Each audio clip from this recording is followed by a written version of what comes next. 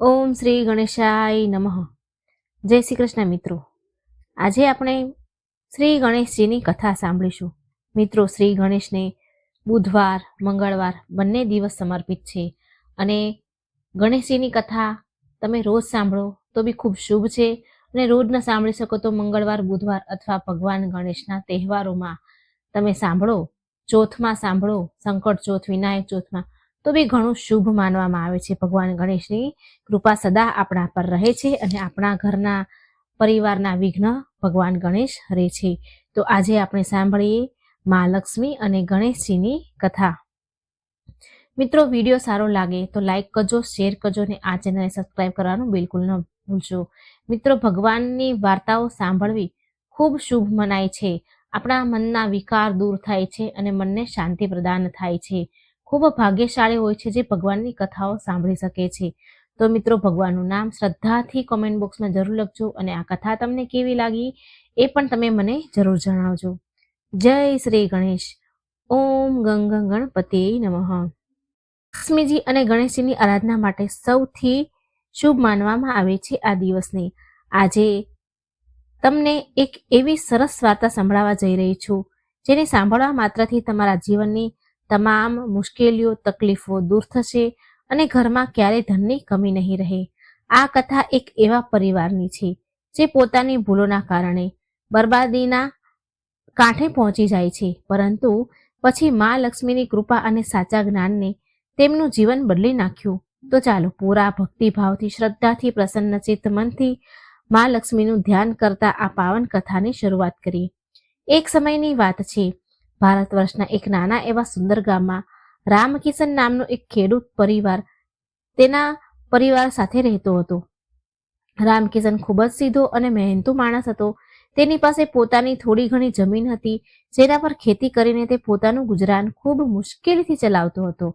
રામકિશનનું આખું જીવન સાદગી અને મહેનતમાં જ વીત્યું. તેણે ક્યારેય કોઈનું ખરાબ ન કર્યું, ન ઈચ્છ્યું અને હંમેશા ઈમાનદારીથી એ કમાતો અને કમાણી પર ભરોસો કર્યો. રામકિશનના પરિવારમાં તેની પત્ની અને 2 યુવાન દીકરા પણ હતા. મોટા દીકરાનું નામ ધનરાજ અને નાના દીકરાનું નામ શરદ. બંને દીકરા શરીરથી ખૂબ જ મજબૂત અને કામ કરવામાં ખૂબ હોશિયાર.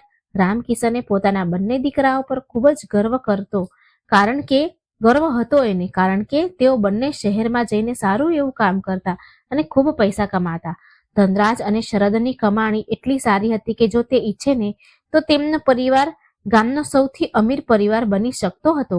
રામકિશન હંમેશા એ જ સપનું જોતો હતો કે તેના બંને દીકરા જે પૈસા કમાઈને લાવે છે તેનાથી તેમનું જૂનું ઘર નવું બની જશે અને ઘરમાં સુખ સુવિધાની બધી વસ્તુઓ આવશે. પરંતુ રામકિશનની આ વિચારધારા અને તેનું સપનું હકીકતમાં બદલાઈ રહ્યું ન હતું અને તેનું સૌથી મોટું કારણ તેના દીકરાઓની એક ખૂબ ખરાબ લત હતી. ધનરાજ અને શરદ બંને ખૂબ મહેનતુ તો હતા અને દિવસભર પરસેવો પાડીને ભારે કામ પણ કરતા હતા, જેનાથી તેમને સાંજે સારા પૈસા મળતા હતા. પરંતુ જેવો સૂરજ આથમે અને સાંજ પડે કે તેમની મતિ ભ્રષ્ટ થઈ જતી. એ જ ગામના એક મહોલ્લામાં બીરુ નામનો એક લુહાર રહે. બીરુ લુહાર કહેવા ખાતર તો લોખંડનું કામ કરતો, પરંતુ એની અસલ ધંધો તેનો કંઈક બીજો જ હતો. બીરુ લુહાર ખૂબ જ ચાલાક અને લાલચુ પ્રકારનો માણસ. તેણે પોતાના ઘરની પાછળ છુપાઈને દારૂ વેચવાનો અડ્ડો બનાવી લીધો હતો. બીરુ લુહારની જીભ એટલી મીઠી હતી કે ગામના ભોળા લોકોને પોતાની વાતોમાં પટાવી લેતો. એ લુહારે જાણી જોઈને ધનરાજ અને શરદ જેવા નવયુવાનને નિશાન બનાવ્યું. તે જાણતો હતો કે રામકિશનના બંને દીકરા સારું એવું કમાય છે, તેથી તેણે ધીરે ધીરે એ બંનેને દારૂની લત લગાડી દીધી. રોજ સાંજે જ્યારે ધનરાજ અને શરદ કામેથી ઘરે આવે તો તેઓ સીધા ઘરે ન જાય, એના બદલે એ બીરુ લુહારના અડ્ડા પર પહોંચી જાય. બીરુ તેમને ખૂબ પ્રેમથી બેસાડે અને કહે કે દિવસભરનો થાક ઉતારવા માટે આ ખૂબ જ જરૂરી છે. શરૂઆતમાં તો તેમણે મફતમાં બધું પીવડાવ્યું, આદત પાડી, પરંતુ જ્યારે તેઓ પૂરી રીતે પકડમાં આવી ગયા તો બીરુ તેમની પાસેથી તેમની મહેનતની કમાણીના બધા પૈસા પડાવવા લાગ્યો. રામકિશન ઘરના દરવાજે બેસીને પોતાના દીકરાઓની રાહ જુએ. તેની ઘરડી આંખો રસ્તા તરફ ટકી રહેતી કે ક્યારે તેના દીકરા આવે અને ઘરમાં ખુશીઓ લાવે. પરંતુ જ્યારે પણ ધનરાજ અને શરદ ઘરે પાછા આવે તો નશામાં ધૂત હોતા અને ખાલી હાથે પાછા આવતા. જે પૈસા ઘરની તરક્કીમાં લગાવવા જોઈએ તે બીરુ લુહારની તિજોરીમાં જઈ રહ્યા હતા. આ સિલસિલો રોજનો થઈ ગયો. રામકિશન જ્યારે પોતાના દીકરાઓને સમજાવે તો તે નશામાં હોવાને કારણે તેની એક ન સાંભળે અને ઉપરથી પોતાના પિતા સાથે દલીલ કરવા લાગે. ઘરનું વાતાવરણ જે ક્યારેક શાંતિપૂર્ણ હતું હવે કંકાસ કકળાટમાં બની ગયું, અશાંતિનું ઘર બની ગયું. લુહાર માત્ર રામકિશનના દીકરાઓને જ નહીં પરંતુ તે આખા મહોલ્લાના ઘણા અન્ય લોકોને પણ આ રીતે બરબાદ કરી રહ્યો હતો. તેને એ વાતથી કોઈ ફરક પડતો ન હતો કે કોઈનું ઘર ઉજળી રહ્યું છે, કોઈના મા બાપ દુઃખી થઈ રહ્યા છે, કોઈના બાળકો ભૂખ્યા સૂઈ રહ્યા છે. તેને તો બસ પોતાના નફાથી જ મતલબ. તે રોજ નવી નવી ઉપાયો લગાવે, તરકીબો લગાવી લોકોને ઉધારમાં પણ એ નશો આપતો અને પછી તેમની પાસેથી વ્યાજ સહિત પૈસા વસૂલતો. રામકિશનને એ જોઈને ખૂબ જ દુઃખ થતું હતું કે તેના યુવાન દીકરા જે તેના ગડપણનો સહારો છે, ગડપણની લાકડી જ બનવા જોઈએ, તેઓ પોતાને અને પોતાના પરિવારને ગરીબીમાંના દલદલમાં ધકેલી રહ્યા છે. એક દિવસ રામકિશને ખૂબ હિંમત ભેગી કરી અને પોતાના દીકરાઓ સાથે વાત કરવાનું વિચાર્યું. સવારનો સમય હતો અને બંને દીકરા કામ પર જવાની તૈયારી કરી રહ્યા હતા. તે સમયે તેઓ નશામાં ન હતા, તેથી રામકિશને વિચાર્યું કે કદાચ આજે તેની વાતની એમના પર કોઈ અસર પડે. રામકિશને ખૂબ પ્રેમથી ધનરાજ અને શરદને પોતાની પાસે બેસાડ્યા અને કહ્યું, બેટા, તમે બંને આટલી બધી મહેનત કરો છો, લોહી પરસેવો એક કરો છો, પરંતુ તમારા હાથમાં કંઈ જ બચતું નથી. જો આપણું ઘર કેટલું જૂનું થઈ ગયું છે, છત ટપકે છે અને ઘરમાં રાશન પાણી લાવવા માટે પણ વિચારવું પડે છે. પેલા બીરુ લુહારના ચક્કરમાં તમે તમારી જવાની અને પૈસા બંને બરબાદ કરી રહ્યા છો, જીવન ખોઈ રહ્યા છો. પોતાની વાત સાંભળીને ધનરાજનું માથું થોડું ઝૂકી ગયું. તેને તેની ભૂલનો અહેસાસ તો થતો હતો, પરંતુ લત એટલી બધી ખરાબ પડી ગઈ હતી કે સાંજ પડતા જ તેના પગ આપોઆપ બીરુના ઘર તરફ વળી જતા. શરદે પણ કહ્યું કે પિતાજી, અમે કોશિશ કરીએ છીએ કે આજથી ત્યાં નહીં જઈએ, પરંતુ જેવી જ સાંજ પડે અને મિત્રો સાથે મળી અને બીરુ લુહારના અડ્ડા પર ચાલી જાય. એનો અવાજ એને રોકી નતો શકતો.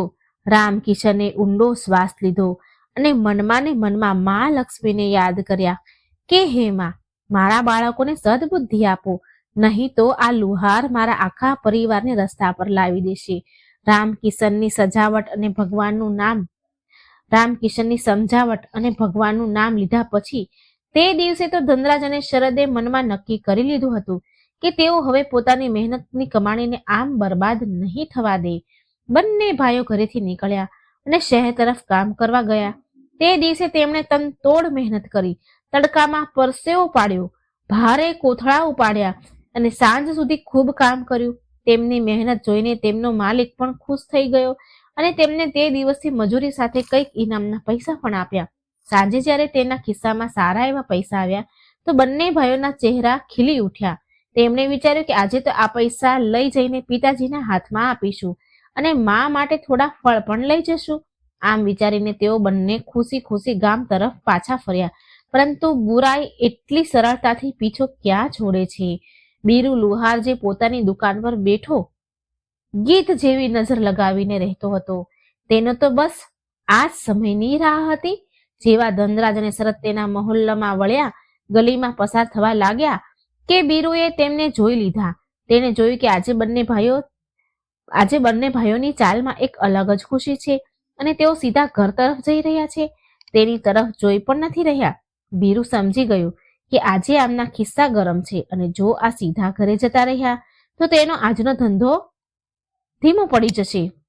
બીરુ પોતાની જગ્યાએથી ઊભો થયો અને ખૂબ મીઠા અવાજે બૂમ પાડી, અરે ઓ ધનરાજ, ઓ શરદ, શું વાત છે ભાઈ? આજે મોટા વટમાં છો. લાગે છે શહેરમાં મોટી કમાણી થઈ છે, જે પોતાના જૂના યારને પણ ભૂલી ગયા. બીરુનો અવાજ સાંભળીને બંને ભાઈઓ થંભી ગયા. ધનરાજે શરદ તરફ જોયું અને શરદે ધનરાજ તરફ જોયું. તેમણે વિચાર્યું કે બસ એકવાર રામ રામ કરીને આગળ નીકળી જઈશું, રોકાશું નહીં. ધનરાજે કહ્યું, ના કાકા, આજે થોડી ઉતાવળ છે, ઘરે પિતાજી રાહ જોઈ રહ્યા છે. આમ કહીને તેઓ આગળ વધવા જઈ જ રહ્યા હતા કે બીરુ લુહારે પોતાનો સૌથી ખતરનાક પાસો ફેંક્યો. તે હસતા હસતા બોલ્યો, અરે તો શું હું તમને રોકી રહ્યો છું? હું તો બસ એ કહી રહ્યો હતો કે આજે મારો જન્મદિવસ છે અને મેં મારા ખાસ મિત્રો માટે સારી એવી બોટલો મંગાવી છે. વિચાર્યું હતું કે તમે બંને સાથે ખુશી મનાવીશ, પણ ઠીક છે, તમે લોકો જાઓ, હું એકલો જ મનાવી લઈશ. મફતનો દારૂ અને બીરુની ચીકણી ચૂપડી વાતો પોતાના પર અસર દેખાડવાનું શરૂ કરી દીધું. જે સંકલ્પ તેઓએ સવારે લઈને નીકળ્યા હતા તે સાંજ પડતા નબળો પડવા લાગ્યો. શરદે ધીમેથી ધનરાજને કહ્યું, ભાઈ, કાકાનો જન્મદિવસ છે, બસ થોડી વાર બેસીને બધાઈ આપીને શુભકામના આપીને આવી જઈશું. પીશું નહીં, બસ મળીને ચાલ્યા જઈશું. આજ તે ભૂલ હતી જે દરેક શરાબી કરે છે. તેઓ બંને બીરુની ઝાડમાં ફસાઈ ગયા અને તેના ખાટલા પર જઈને બેસી ગયા. બીરુએ પહેલા તો તેમને વાતોમાં ઉલઝાવ્યા, પછી ખોટી શાન બતાવી અને ધીરે ધીરે તેમની સામે દારૂ પીરસી દીધો. જે ભાઈઓ કસમ ખાઈને નીકળ્યા હતા કે આજે નહીં પીએ, તેઓ થોડી ક્ષણમાં બધું ભૂલી ગયા. એક ગ્લાસ પછી બીજો ગ્લાસ અને પછી તો ગણતરી જ ખતમ થઈ ગઈ. બીરુ લુહાર મનમાં ને મનમાં હસી રહ્યો હતો. તેણે ખૂબ ચાલાકીથી તેમના ખિસ્સામાં રાખેલા બધા પૈસા કઢાવી લીધા. જે પૈસા ઘરના સમારકામ માટે હતા, જે પૈસા માની દવા અને રાશન માટે હતા, તે બધા બીરુની તિજોરીમાં ગયા. રાત ઘણી થઈ ચૂકી હતી. બંને ભાઈઓ નશામાં ધૂત થઈને લથડિયા ખાતા ત્યાંથી નીકળ્યા. બીરુએ તેમને દરવાજા સુધી છોડ્યા અને ટોણા મારતા ધીરેથી બબડ્યો, જાઓ હવે ઘરે જઈને તમાશો કરો, કાલે ફરી મારા શરણમાં આવશો. આ બાજુ ઘરે રામકિશન અને તેની પત્ની બેચેનીથી રાહ જોઈ રહ્યા હતા. રામકિશન વારંવાર ઉઠીને દરવાજા સુધી જતો અને અંધારામાં જોતો. તેની પત્નીએ કહ્યું, આજે તો તેમણે કસમ ખાધી હતી, જોજો આજે તેઓ જરૂર સીધા ઘરે આવશે અને બધું ઠીક થઈ જશે. રામકિશન પણ આ જ આશામાં હતો. ત્યારે જ ગલીમાં શોર સંભળાયો. કૂતરાઓના ભસવાનો અવાજ અને લથડિયા ખાતા કદમોના અવાજે રામકિશનનું દિલ તોડી નાખ્યું. જેવો દરવાજો ખુલ્યો, ધનરાજ અને શરદ એકબીજાના સહારે પડતા આખડતા ઘરની અંદર આવ્યા. તેમની હાલત જોઈને રામકિશનનું કાળજું કંપી ઉઠ્યું. તેઓ બંને ન માત્ર ખાલી હાથે આવ્યા હતા, પરંતુ નશામાં પોતાનું ભાન પણ ગુમાવી બેઠા હતા. રામકિશને જ્યારે પૂછ્યું કે બેટા, આજે તો તમે વચન આપ્યું હતું મને, પછી આ બધું શું છે? તો નશામાં ચૂર ધનરાજે જોરથી બૂમ પાડીને કહ્યું, અરે ડોસા, ચૂપ રહે, અમે કમાઈએ છીએ તો અમે જ ઉડાડીશું ને, તું અમને શીખવાડવા વાળો કોણ છે? પોતાના દીકરાના મોઢેથી આવા અપમાનજનક શબ્દ સાંભળીને રામકિશન તો સ્તબ્ધ રહી ગયો. જે દીકરાને તેને આંગળી પકડીને ચાલતા શીખવાડ્યું હતું, આજે એ જ તેને ચૂપ કરાવી રહ્યો છે. રામકિશનની પત્ની આ દ્રશ્ય જોઈને ધ્રુસકે ને ધ્રુસકે રડવા લાગી. તે રાત્રે રામકિશનના ઘરમાં ચૂલો સળગ્યો નહીં. બંને દીકરા તો નશામાં બેભાન થઈને આંગણામાં જ પડી ગયા, પરંતુ વૃદ્ધ માતા પિતા આખી રાત જાગતા રહ્યા. રામકિશને જોયું કે તેના ઘરની હાલત દિવસે ને દિવસે એટલી ખરાબ થતી જઈ રહી છે. ઘરની દિવાલો તૂટી રહી હતી અને ખૂણામાં રાખેલા અનાજના ડબ્બા પણ ખાલી થવા આવ્યા હતા. ત્યાં બીજી તરફ તેને ખબર પડી હતી કે બીરુ લુહારે પોતાના ઘરમાં નવો ઓરડો બનાવી લીધો છે અને નવી ગાડી પણ ખરીદી લીધી છે. આ વિચારીને રામકિશનને ખૂબ ગુસ્સો આવ્યો કે કેવી રીતે એક અધર્મી માણસ બીજાનું ઘર બરબાદ કરીને પોતે તરક્કી કરે છે, પોતે પ્રગતિ કરી રહ્યો છે. બીજે દિવસે સવારે જ્યારે ધનરાજ અને શરદની આંખ ખુલી તો તેમના માથામાં ભારે દુખાવો હતો. તેમને રાતની કોઈ વાત યાદ ન હતી. જ્યારે તેમણે જોયું કે માની આંખો સૂજેલી છે અને પિતાજી ગુમસુમ બેઠા છે, તો તેમને આભાસ થયો કે જરૂર રાત્રે કોઈ મોટો તમાશો થયો છે. બંને પોતાના ખિસ્સા તપાસ્યા તો જોયું કે ખિસ્સા બિલકુલ ખાલી છે. કાલની આખી મહેનતની કમાણી ગાયબ હતી. શરમને કારણે તેમની નજર ઊંચી થતી ન હતી, પરંતુ હવે પસ્તાવાથી શું થાય જ્યારે ખેતરમાંથી પાક લૂંટાઈ ગયો. હવે આ સિલસિલો માત્ર એક દિવસનો ન હતો. આ તો હવે રોજની કહાની બની ગઈ હતી. રામકિશન સમજી ગયો હતો કે લડાઈ ઝઘડા કે સમજાવાથી હવે કંઈ નથી થવાનું. આ કોઈ સાધારણ લત નથી, આ એક પ્રકારનું ગ્રહણ છે જે તેના ઘરની લક્ષ્મીને ખાઈ રહ્યું છે. તેણે વડીલો પાસેથી સાંભળી રાખ્યું હતું, જે ઘરમાં કલેશ હોય છે અને જ્યાં નશો કરવામાં આવે છે, ત્યાંથી માં લક્ષ્મી રિસાઈને ચાલ્યા જાય છે અને ત્યાં દરિદ્રતાનો વાસ થઈ જાય છે. રામકિશને વિચાર્યું કે મારે જ કંઈક કરવું પડશે. તેને યાદ આવ્યું કે આજે બુધવાર છે, તેના દાદાજી એવું કહેતા હતા કે બુધવારનો દિવસ ગણેશજી અને મા લક્ષ્મીને પ્રસન્ન કરવા માટે ખૂબ વિશેષ હોય છે. જો સાચી વિધિ અને શ્રદ્ધાથી માનું આવાહન કરવામાં આવે તો મોટામાં મોટું સંકટ ટળી જાય છે. રામકિશન નાઈ ધોઈને ઘરના નાના મંદિરની સામે બેસી ગયો. તેણે નક્કી કર્યું કે પોતાના પરિવારને આ નરકમાંથી બહાર કાઢીને જ રહેશે. તેણે પોતાની પત્નીને બોલાવી અને કહ્યું, સાંભળે છે, હવે રડવાથી કંઈ નથી થવાનું. આપણે આપણા ઘરના વાતાવરણને બદલવું પડશે. જ્યાં સુધી આપણા ઘરમાં પવિત્રતા નહીં આવે ત્યાં સુધી મારા દીકરાઓની બુદ્ધિ નહીં સુધરે. આજે બુધવાર છે અને આજથી આપણે એક નિયમ બનાવીશું. તેની પત્નીએ આંસુ લૂછતા પૂછ્યું, કેવો નિયમ? આપણે શું કરી શકીએ? તેઓ આપણું સાંભળે છે જ ક્યાં? આપણું કંઈ જ સાંભળતા નથી. રામકિશને ખૂબ જ ગંભીરતાથી કહ્યું, તેઓ નહીં સાંભળે પરંતુ ઉપરવાળો તો સાંભળશે ને.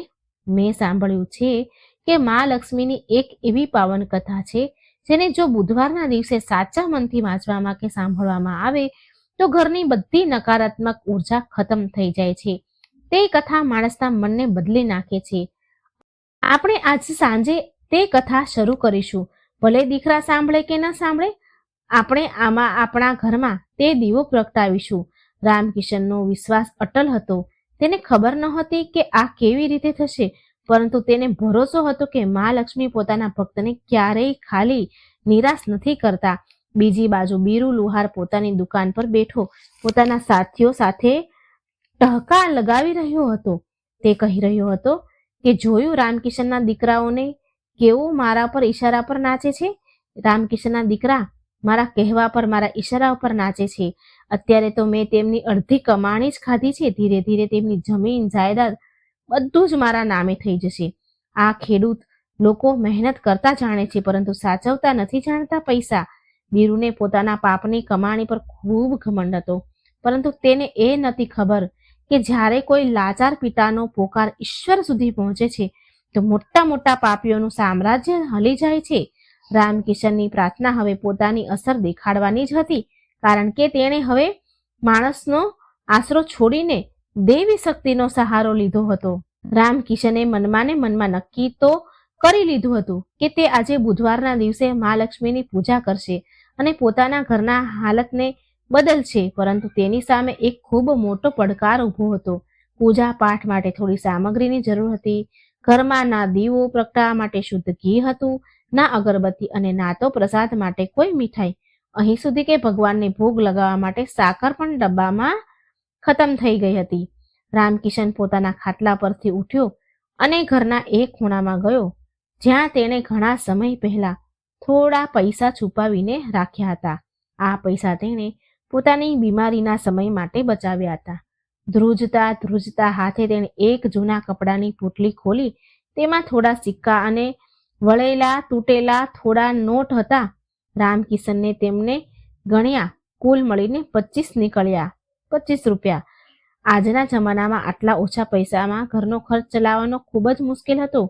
પૂજાની સામગ્રી તો દૂરની વાત હતી, પરંતુ રામકિશનની શ્રદ્ધા પૈસાથી મોહતાજ ન હતી.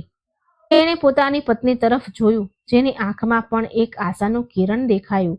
પત્નીએ પોતાના ફાટેલા પાલવના છેડેથી ખોલીને 5નો એક સિક્કો રામકિશનની હથેળીમાં મૂકી દીધો અને બોલી, મારી પાસે બસ આ જ બચ્યું છે. કદાચ આનાથી થોડી મદદ મળી જાય તમને. રામકિશનની આંખો ભરાઈ ગઈ. જે ઘરમાં દીકરા હજારો રૂપિયા કમાતા હોય તેના માતા પિતા 5 જોડવા માટે મજબૂર હતા. તેણે તે પૈસા મુઠ્ઠીમાં લીધા અને બજાર તરફ ચાલ્યા. તેના મનમાં બસ એક જ ધૂન હતી કે ભલે ગમે તે થઈ જાય, આજ સાંજે ઘરમાં મા લક્ષ્મીનો પાઠ જરૂર કરીશ, જરૂર થશે. રામકિશન જ્યારે ગામના રસ્તેથી પસાર થઈ રહ્યા હતા તો તેની ચાલમાં એક અજીબ ઝડપ હતી. તે ઈચ્છતા હતા કે જલ્દીમાં જલ્દી બધો સામાન ઘરે લઈ જાઉં, પાછો ઘરે જઉં અને પવિત્ર વાતાવરણ બનાવું. પરંતુ જેવો તે ચોક પાસે પહોંચ્યો તેને ફરી એક જ મનહૂસ ચહેરો દેખાયો. બીરુ લુહાર પોતાની દુકાનની બહાર ઓટલા પર પગ લાંબા કરીને બેઠો હતો અને હુક્કો પી રહ્યો હતો. રામકિશનને જોતા જ તેના ચહેરા પર એક કુટિલ સ્મિત આવી ગયું. બીરુને તો જાણે આખા ગામની ખબર રહેતી હતી. તેને ખબર હતી કે રામકિશનના ઘરમાં દાણા દાણાના ફાફા છે. તેણે રામકિશનને બૂમ પાડી, અરે રામકિશન ભાઈ, આટલા તડકામાં ક્યાં ભાગ્યા જાઓ છો અને મુઠ્ઠી આટલી જોરથી બંધ કરી રાખી છે? કોઈ ખજાનો હાથ લાગી ગયો છે કે શું? રામકિશન રોકાવા નહોતો ઈચ્છતો, ઊભો રહેવા નહોતો માંગતો, પરંતુ બીરુનો અવાજ સાંભળીને તેના પગ ભારે થઈ ગયા. તેણે બીરુ તરફ જોયા વગર જવાબ આપ્યો, કઈ નહીં ભાઈ, બસ ઘર માટે થોડો સામાન લેવા જઈ રહ્યો છું. બીરુ જોરથી હસ્યો અને બોલ્યો, સામાન? અરે સાંભળ્યું છે કે તમારા ઘરમાં તો આજકાલ ચૂલો સળાગવો પણ મુશ્કેલ થઈ ગયો છે. તમારા લાડલા દીકરા તો બધી કમાણી મારી દુકાન પર લૂંટાવી જાય છે. તમે કેમ આટલી મહેનત કરી રહ્યા છો? જે પણ કમાશો કે બચાવશો છેવટે તો એ મારી પાસે જ આવવાનું છે. બીરુની આવી વાત સાંભળી રામકિશનના હૃદયમાં તીર વાગ્યું. આ વાત સાચી હતી કે તેના દીકરાઓને કારણે તેની ઇજ્જત અને પૈસા બંને બીરુના પગમાં પડી રહ્યા હતા, પરંતુ આજે રામકિશનની અંદર એક અલગ જ શક્તિ હતી. તેણે બીરુની આંખોમાં આંખો નાખીને કહ્યું, બીરુ, સમય સૌનો એક સરખો નથી રહેતો. આજે મારા દીકરા ભટકી રહ્યા છે એટલે તું હસી રહ્યો છે, પરંતુ મને મારી મા લક્ષ્મી અને ઈશ્વર પર ખૂબ ભરોસો છે.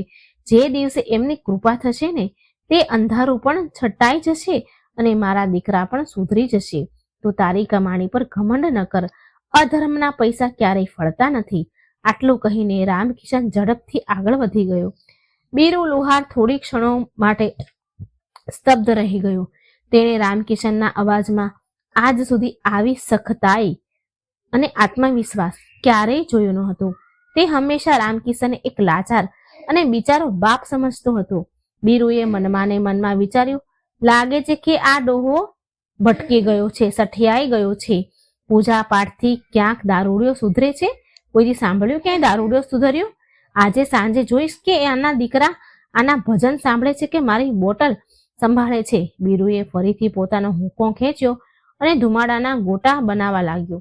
બીજી બાજુ રામકિશન કરિયાણાની દુકાન પર પહોંચે છે. તેણે ખૂબ વિચારી સમજીને ખરીદી કરી.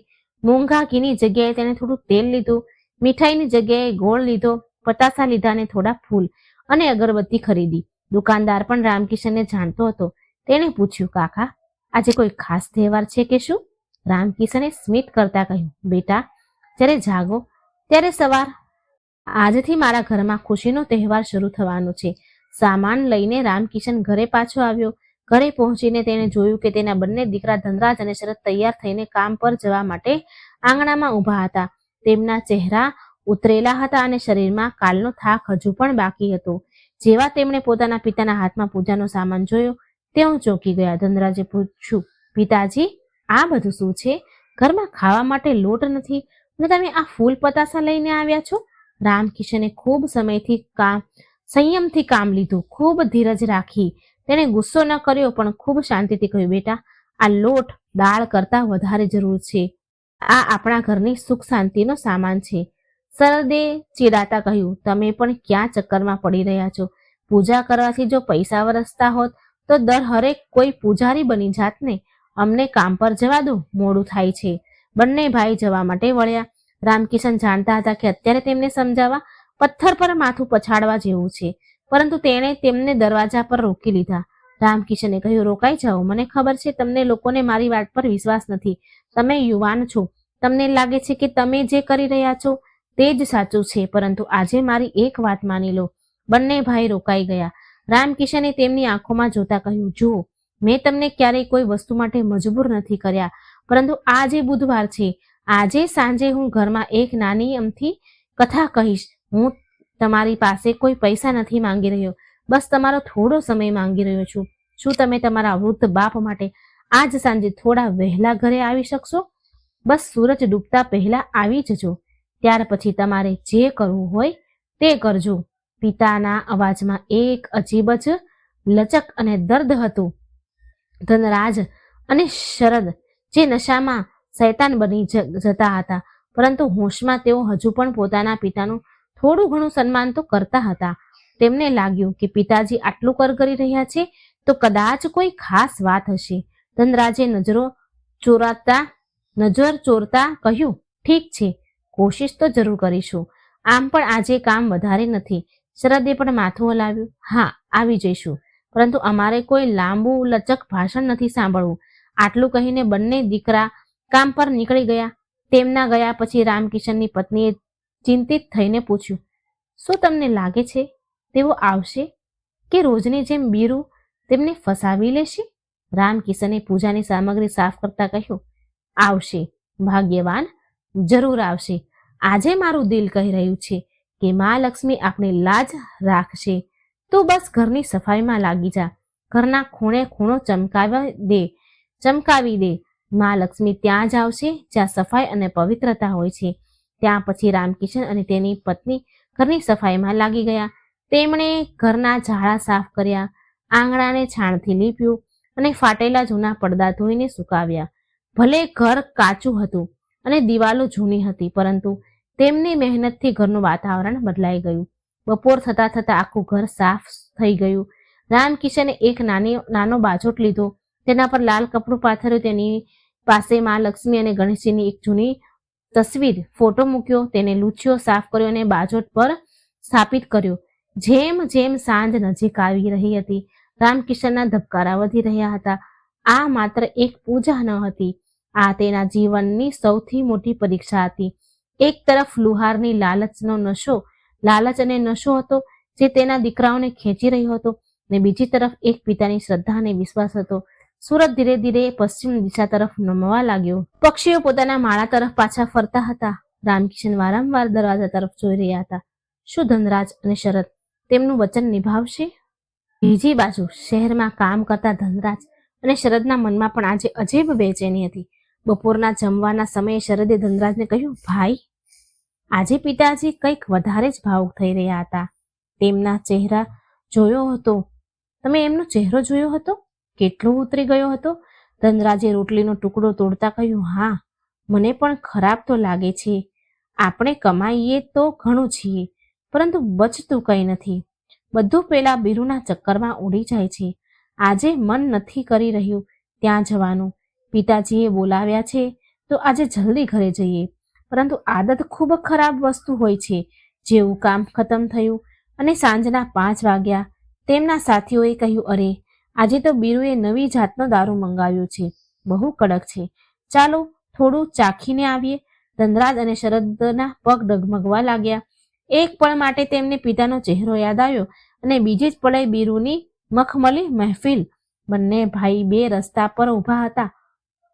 એક રસ્તો ઘર તરફ જતો હતો જ્યાં શાંતિ અને સુધાર હતો, અને બીજો રસ્તો બીરુના અડ્ડા તરફ જતો હતો જ્યાં નશો અને બરબાદી હતી. તે જ સમયે રામકિશને પોતાના ઘરમાં દીવો પ્રગટાવ્યો.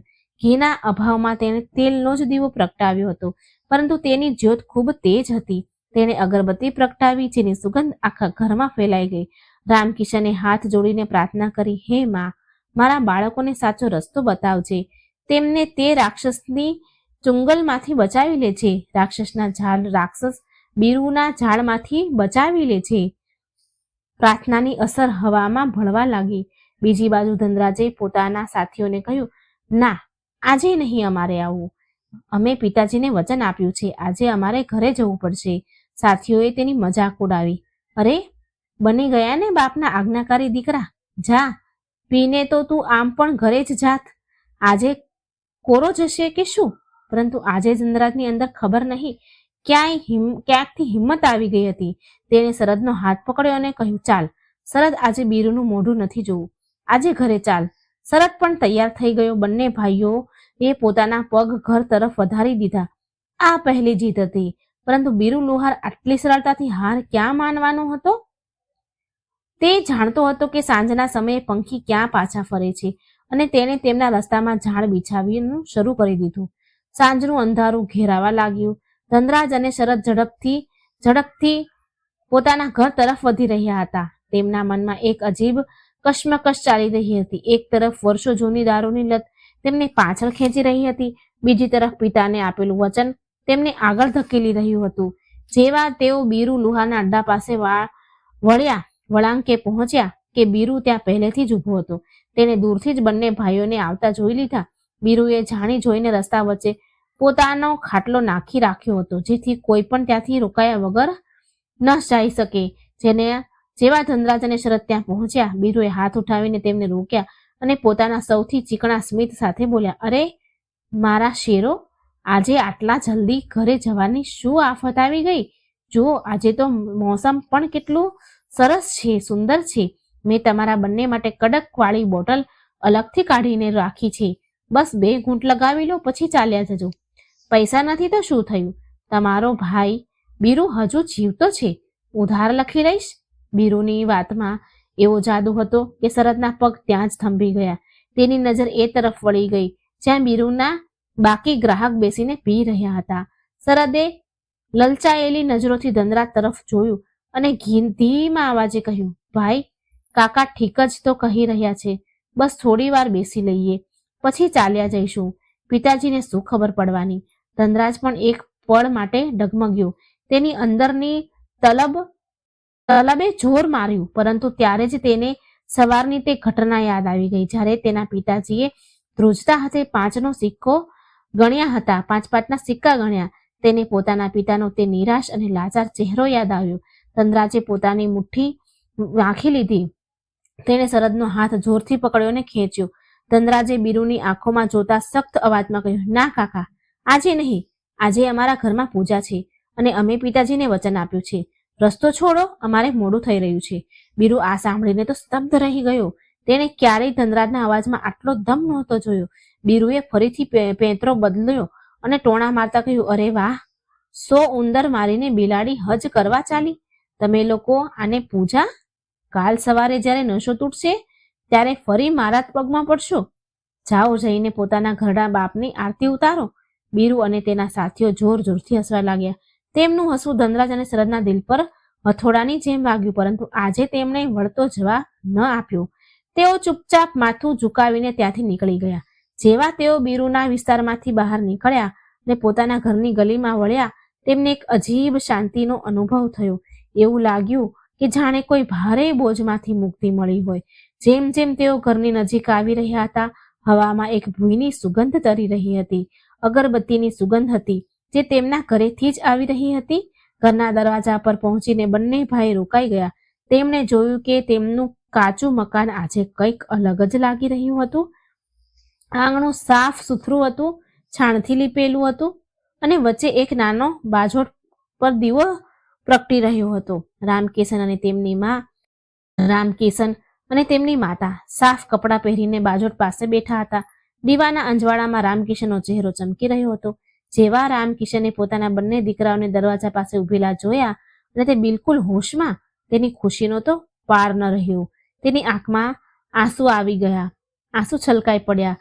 રામકિશન ઉઠીને પોતાના બંને દીકરાઓને ભેટ્યા. તેણે કહ્યું, મને ખબર હતી, મારો વિશ્વાસ નહીં તૂટે.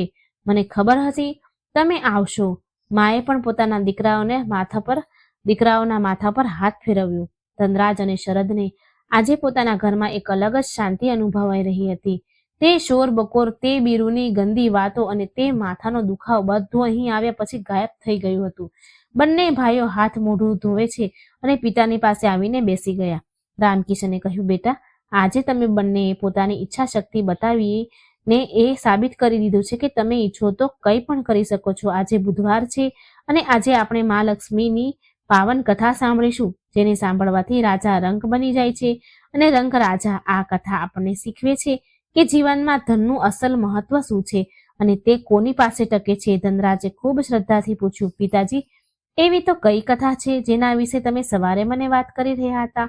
અમને પણ સંભળાવો.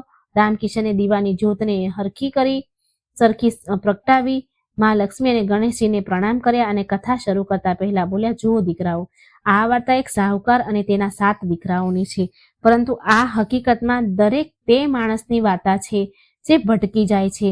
આને ધ્યાનથી સાંભળજો, કારણ કે આમાં જીવનનું તે રહસ્ય છુપાયેલું છે જે તમને કોઈ સ્કૂલ, કોલેજમાં કે કઈ જગ્યાએ પણ શીખવાડવામાં નહીં આવે, કોઈ શીખવી નહીં શકે. ઘરનું વાતાવરણ પૂરી રીતે બદલાઈ ચૂક્યું હતું. બહાર અંધારું હતું, પરંતુ રામકિશનના ઘરમાં જ્ઞાનનું અજવાળું થવાનું હતું. ત્રણેય ધનરાજ, શરદ અને તેમની માં ખૂબ ધ્યાનથી રામકિશન તરફ જોવા લાગ્યા. રામકિશને પોતાની આંખો બંધ કરી ઈશ્વરનું સ્મરણ કર્યું અને પોતાના ભારે પરંતુ સૌમ્ય અવાજમાં કથા શરૂ કરી. પ્રાચીન સમયની વાત છે. એક નગરમાં એક ખૂબ જ મોટો એક ધનવાન સાહુકાર રહેતો હતો. સાહુકાર પાસે ધન દોલતની કોઈ કમી ન હતી. તેના ઘરમાં હીરા મોતી એવા વેરાયેલા રહેતા જાણે કાંકરા પથ્થર. તે સાહુકારના 7 દીકરા અને 7 વહુઓ હતી. સાહુકારનો પરિવાર ખૂબ મોટો હતો અને તે પોતાના પરિવારને ખૂબ પ્રેમ કરતો હતો. પરંતુ તે ઘરમાં એક મોટી ખામી હતી. ત્યાં ધન તો ઘણું હતું, પરંતુ તે ધનની કદર કોઈને ન હતી. સાહુકારની જે સૌથી નાની વહુ હતી તે ખૂબ સંસ્કારી અને સમજદાર હતી, પરંતુ બાકીની 6 વહુઓ અને સાહુકારની પત્નીને પોતાના ધન પર ખૂબ જ ઘમંડ હતો. એક દિવસની વાત છે, ઘરમાં જમવાનું બની રહ્યું હતું. સાહુકારની પત્ની એટલે પેલા 7 છોકરાઓની માં રસોડામાં કામ કરી રહી હતી. ત્યારે દરવાજા પર એક ભિક્ષુક આવ્યો. તે ખૂબ જ દયનીય અવસ્થામાં હતો. કપડાં ફાટેલા હતા અને તે ભૂખથી બેહાલ લાગી રહ્યો હતો. તેને દરવાજા પર બૂમ પાડી, માં, બહુ ભૂખ લાગી છે, કંઈક ખાવાનું આપો. ઈશ્વર તમારા ભંડાર ભરેલા હંમેશા રાખે. તે સમયે સાહુકારની પત્ની હાથમાં કંઈક કામ કરી રહી હતી. તેના હાથમાં કંઈક કામ હતું. તેને ભિક્ષુકનો અવાજ સાંભળ્યો, પણ તેને અણસાંભળ્યો કરી દીધો. ભિક્ષુકે ફરીથી બૂમ પાડી, માં, એક રોટલીનો ટુકડો જ આપી દો. 2 દિવસથી મેં કંઈ ખાધું નથી. સાહુકારની પત્નીને ખૂબ ગુસ્સો આવ્યો. તે બહાર નીકળી અને તે ભિક્ષુકને ધમકાવવા લાગી, ચાલ્યો જા અહીંથી, જોતો નથી હું અત્યારે કામ કરું છું, વ્યસ્ત છું. તારા જેવા લોકોને કોઈ કામ ધંધો તો નથી, બસ ભીખ માંગવા આવી જાઉં છું. મારી પાસે અત્યારે તને આપવા માટે કંઈ જ નથી અને ના તો મારી પાસે સમય પણ છે. રામકિશન અહીં અટક્યો અને પોતાના દીકરાઓ તરફ જોયું. તેઓ બંને ખૂબ ધ્યાનથી સાંભળી રહ્યા હતા. રામકિશનને આગળ દીકરાઓ, ધ્યાન આપજો. જ્યારે ઘરના દરવાજેથી કોઈ ભૂખ્યું ખાલી હાથે પાછું ફરે છે તો તે એકલો નથી જતો, તે પોતાની સાથે તે ઘરની બરકતને પણ લઈ જાય છે. સાહુકારની પત્નીએ તે ભિક્ષુકને ધુતકારીને ભગાડી દીધો. ભિક્ષુકની આંખમાં આંસુ આવી ગયા અને તે કંઈ બોલ્યા વગર ત્યાંથી ચાલ્યો ગયો. પરંતુ આ ભિક્ષુક કોઈ સાધારણ માણસ ન હતો. તે સ્વયં પરીક્ષા લેવા આવ્યા હતા. થોડી જ વાર પછી જ્યારે સાહુકારની પત્ની પોતાનું કામ પતાવીને બેઠી તો તેને તેની ભૂલનો અહેસાસ થયો. થોડી વાર પછી સાહુકારની પત્ની જ્યારે કામ પતાવીને બેઠી તો તેની ભૂલનો અહેસાસ ન થયો. તેને લાગ્યું કે તેણે પોતાનો સમય બચાવ્યો છે, પરંતુ તેને એ ખબર નહોતી કે તેણે પોતાના પગ પર કુહાડી મારી છે. તે જ દિવસે સાંજે જ્યારે સાહુકાર પોતાની દુકાનેથી ઘરે આવ્યો તો તેણે જોયું કે તેની દુકાનમાં રાખેલો બધો હિસાબ કિતાબ ગડબડ થઈ ગયો. જે લેણદારો હતા તેઓ પૈસા માંગવા આવી રહ્યા હતા અને જે દેવાદાર હતા તેઓ ફરી રહ્યા હતા. આ તો બસ શરૂઆત હતી. શરદે વચ્ચે ટોકતા પૂછ્યું, પિતાજી, શું માત્ર એક ભિખારીને ભગાડવાથી આટલું બધું થઈ શકે છે? રામકિશને સ્મિત કરતા કહ્યું, બેટા, વાત ભિખારીની નથી, વાત અહંકાર અને દયાની છે.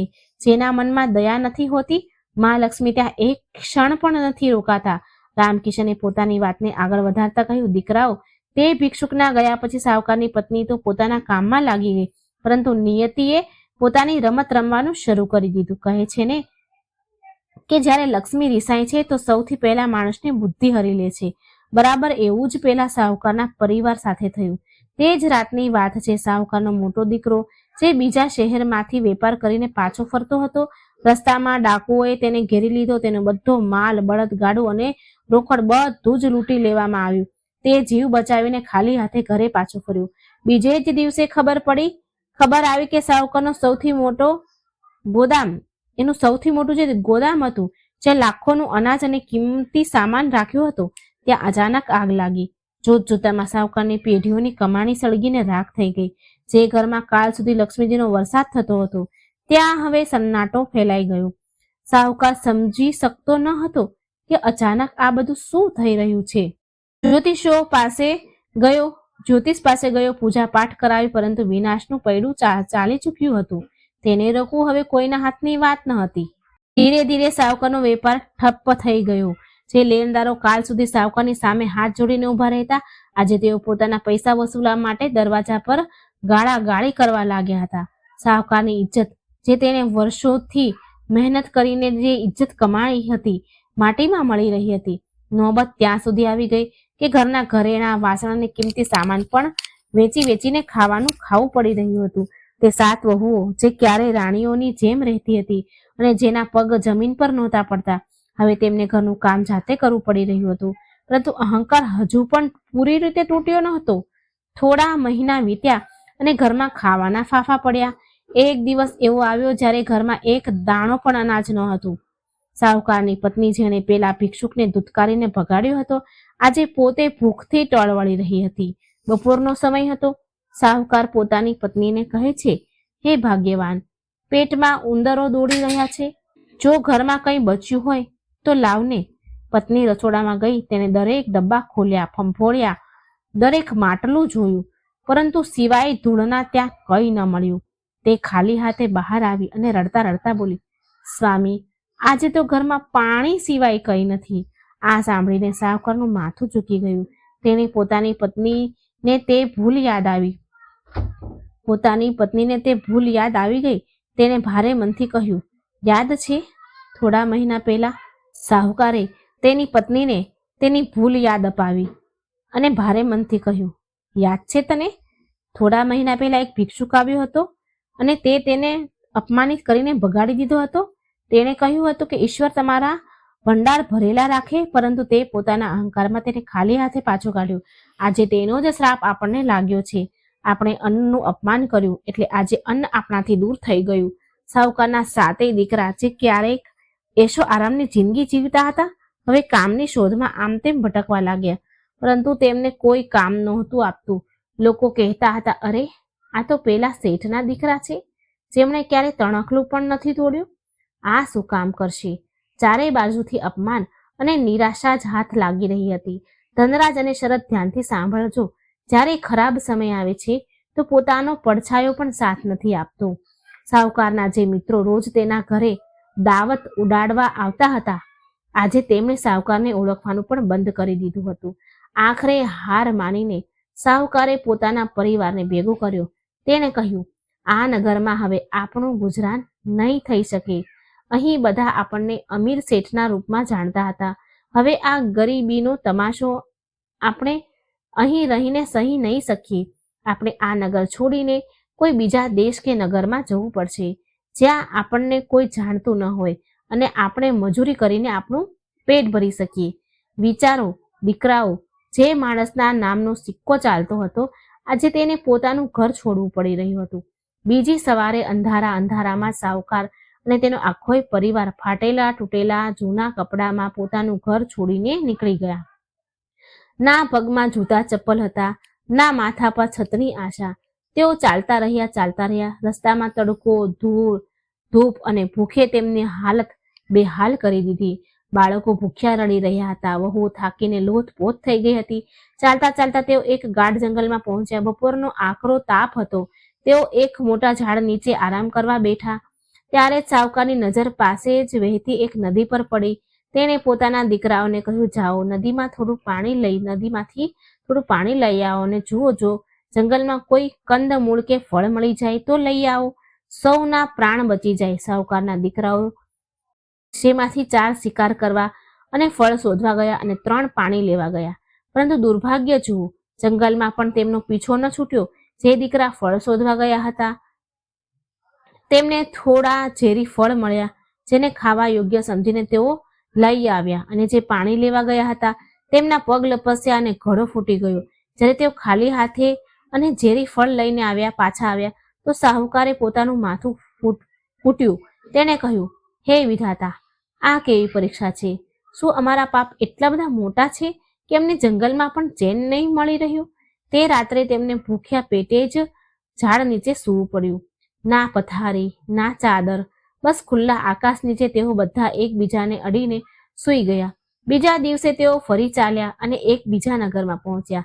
આ નગર ખૂબ સુંદર હતું. અહીંના રાજાનું નામ ધર્મપાલ હતું અને તે ખૂબ જ ન્યાયપ્રિય અને દાની રાજા હતા. સાહુકારે વિચાર્યું કે અહીં કદાચ કંઈક કામ મળી જાય.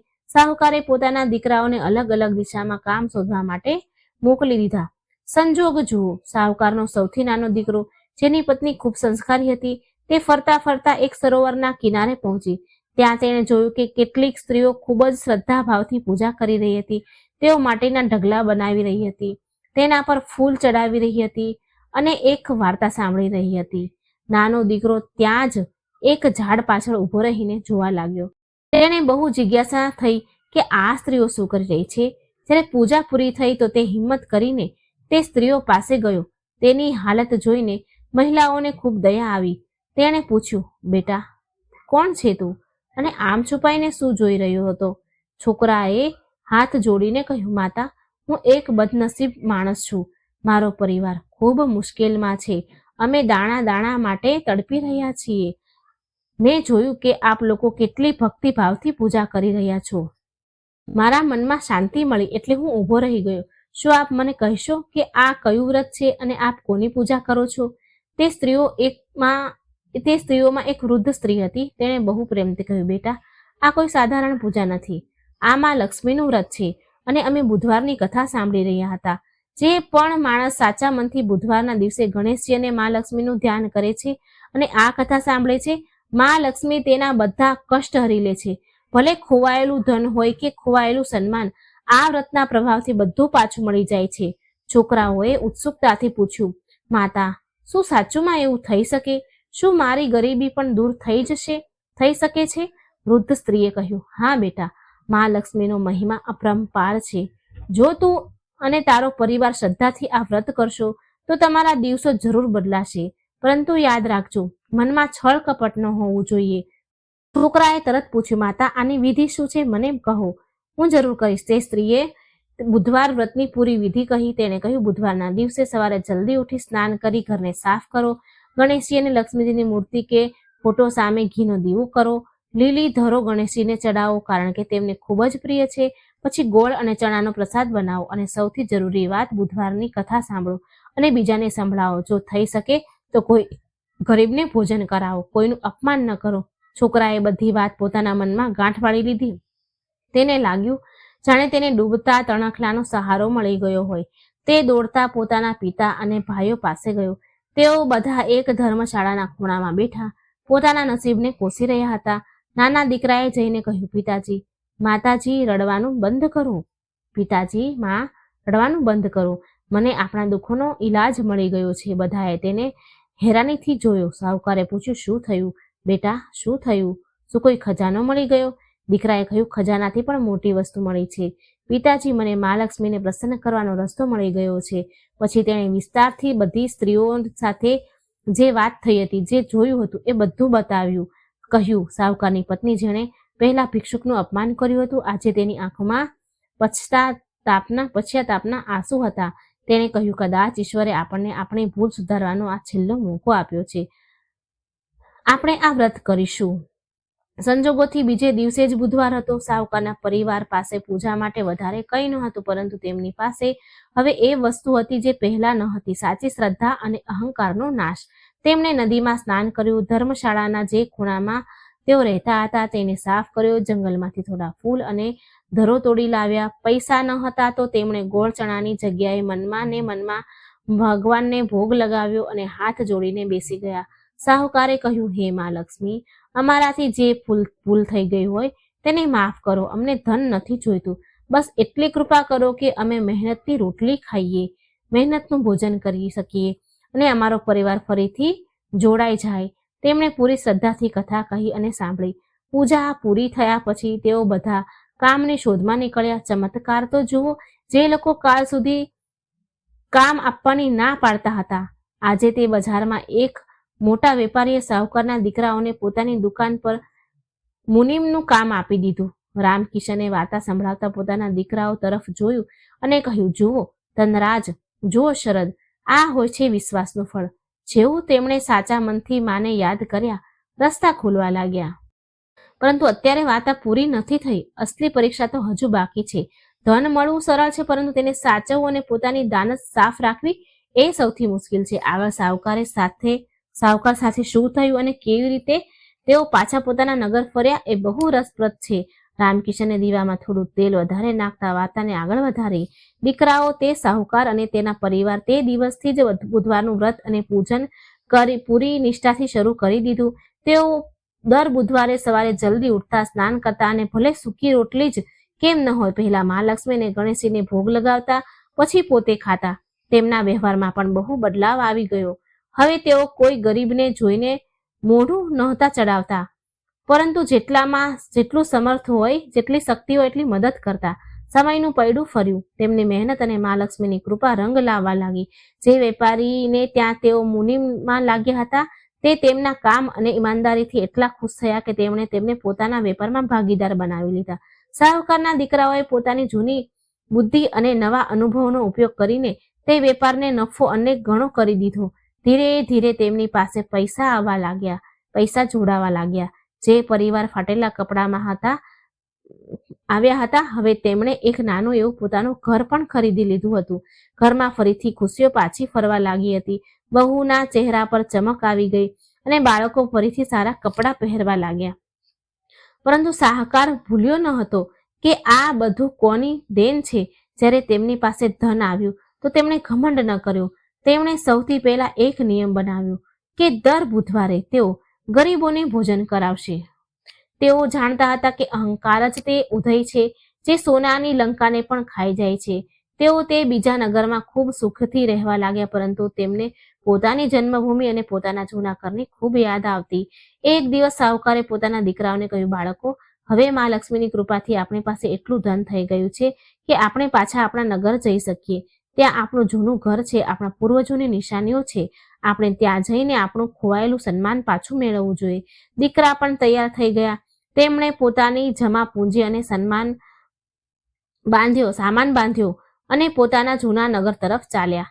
આ એ જ રસ્તો હતો જ્યાંથી તેઓ ક્યારેક રડતા, કકળતા અને ભૂખ્યા તરસ્યા પસાર થયા હતા. પરંતુ આજે તેઓ બળદગાડાઓમાં શાનથી બેઠા હતા.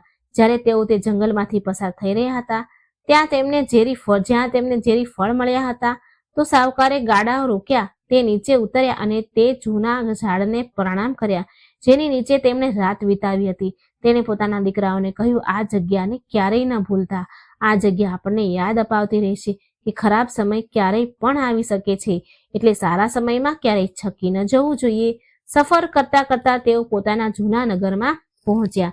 જ્યારે તેઓ પોતાની ગલીમાં પ્રવેશ કરે છે તો શેરીઓવાળા તેમને જોઈને હેરાન રહી ગયા. લોકોએ વિચાર્યું કે આ પરિવાર તો બરબાદ થઈ ગયો છે, હવે ક્યારેય પાછો જ નહીં આવે. પરંતુ શાહુકાર અને તેના દીકરા પહેલા કરતા પણ વધારે તેજ અને ચમક સાથે પાછા આવ્યા હતા. તેમનું જૂનું ઘર જે ખંડેર બની ચૂક્યું હતું, તેમણે ફરીથી તેને સરસ બનાવવાનું શરૂ કર્યું. થોડા જ દિવસમાં તેમનું ઘર ફરીથી મહેલ જેવું ચમકવા લાગ્યું. તેમણે પોતાનો જૂનો વેપાર ફરીથી શરૂ કર્યો અને જોતજોતામાં તેઓ પહેલા કરતા પણ વધારે અમીર થઈ ગયા. પરંતુ અસલી પરીક્ષા હજુ પણ બાકી હતી. મા લક્ષ્મી જોવા માંગતા હતા કે શું આ બદલાવ કાયમી છે કે માત્ર મતલબનો છે. એક દિવસ શાહુકાર પોતાના ઘરની બહાર ઓટલા પર બેઠો હતો. એમની વહુ અંદર જમવાનું બનાવી રહી હતી. ત્યારે જ બરાબર એવા જ સંજોગ બન્યો જેવો વર્ષો પહેલા બન્યો. એ જ બપોરના સમયે એ જ સ્વાદિષ્ટ ભોજનની સુગંધ અને દરવાજા પર એક અવાજ આવ્યો, મા, બાપ, બહુ તરસ લાગી છે, બહુ તરસ્યો છું, થોડું પાણી મળી જશે? શાહુકારે માથું ઊંચું કરીને જોયું. દરવાજા પર એક ખૂબ જ વૃદ્ધ અને બીમાર સાધુ ઊભા હતા. તેના કપડાં લીરા વેરાઈ ગયા હતા અને શરીર પર ઘા હતા. તેને જોઈને કોઈને પણ સૂગ ચડી શકે. આ એ જ સ્થિતિ હતી જ્યાં પહેલા શાહુકારની પત્નીએ ભિક્ષુકને ભગાડી દીધો હતો. રામકિશન અહીં રોકાઈને પોતાના દીકરાઓની આંખોમાં જોયું અને પૂછ્યું, તમને શું લાગે છે ધનરાજ, શું આ વખતે પણ તેમણે એ જ ભૂલ કરી હશે? ધનરાજ એ વાર્તામાં પૂરી રીતે ખોવાઈ ચૂક્યું હતું. તરત બોલ્યો, ના પિતાજી, જો તેમણે અત્યારે પણ નહીં શીખ્યું હોય તો પછી તેમનું સુધરવું નામુમકિન છે. મને લાગે છે આ વખતે તેમણે સાધુને નહીં ભગાડ્યો હોય. રામકિશન હસ્યો. બિલકુલ સાચું વિચાર્યું બેટા.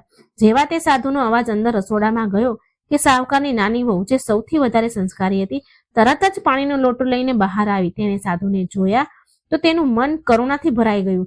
તેણે ના માત્ર તેને પાણી પીવડાવ્યું, પરંતુ અંદરથી આસન લઈને આવી અને બોલી, બાબા, આપ અહીં છાંયડામાં બેસો, હું આપ માટે ભોજન લાવું છું. આટલામાં શાહુકારની પત્ની એટલે કે એ છોકરાઓની માં પણ બહાર આવી ગઈ. સાધુને જોઈને એક પળ માટે તેનું પોતાનું જૂનું પાપ એને યાદ આવી ગયું. તે દોડી અને સાધુના ચરણમાં પડી ગઈ. તેને રડતા રડતા કહ્યું, મહારાજ, મને ક્ષમા કરો. મેં એકવાર એક મહાત્માને મારા દ્વારેથી ભગાડી દીધા હતા, જેની સજા મેં ભોગવી છે. આજે હું આપને ખાલી હાથે નહીં જવા દઉં. આખો પરિવાર બહાર આવી ગયો. તેમણે તે વૃદ્ધ સાધુની ખૂબ સેવા કરી. તેને પેટ ભરીને ભોજન કરાવ્યું અને નવા વસ્ત્ર આપ્યા.